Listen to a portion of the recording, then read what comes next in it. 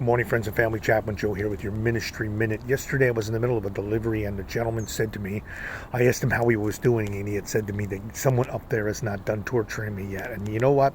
That really stuck in my craw. I've been dwelling on that, praying on that, talking to the Lord about that. And the Lord spoke to me and he said, how can you blame me if you don't even know me?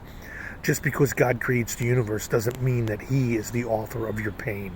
Remember, we've been talking about a very specific individual, the spiritual enemy, Satan, and how Satan is responsible for all the pain and torture in your life, yet we blame God because He created everything. That's like a person having a car wreck and blaming the car instead of them blowing the traffic light. It doesn't make sense. Just because God created you and created this planet doesn't mean He put you here just to torture you.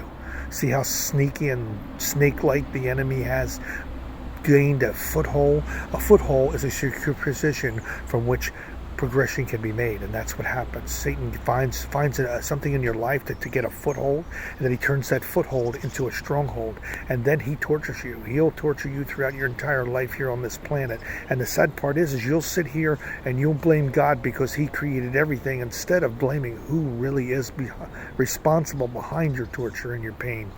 The sad part is too that your physical life is going to end and your spirit's going to leave, and you think the physical torture here is bad? Wait till you get to the other side and the torture will never end. Let's really think about something.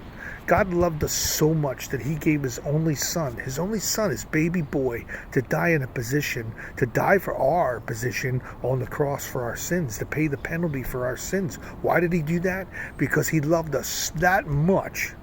He loved us that much that He wants us to be with Him in eternity and not with our enemy, Satan. Think about that. Really think about that. Today, if you're angry at God, get to know God before you can blame God for something that He most likely isn't responsible for.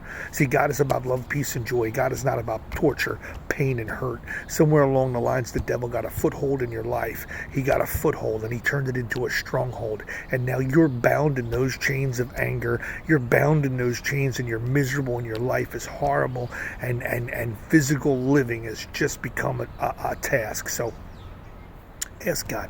Talk to God today. Have the courage. Talk to God. Stop listening to the lies of the enemy and talk to God about that pain. Talk to God about those things in your life that you're blaming Him for, instead of just trying to avoid them. Stop trying to avoid them and just go through the everyday process, or the rigmarole we call it, and face God and talk to God and say, hey God, you know what? I'm angry at you. Be honest with God and ask God to help you deal with these things, so that you can live your life and live a life of love and joy, because that's what He wants for you. And He's not responsible for your torture. He's not responsible for that. My God doesn't do that. Be encouraged today and know that if you can change yourself, we can change the world.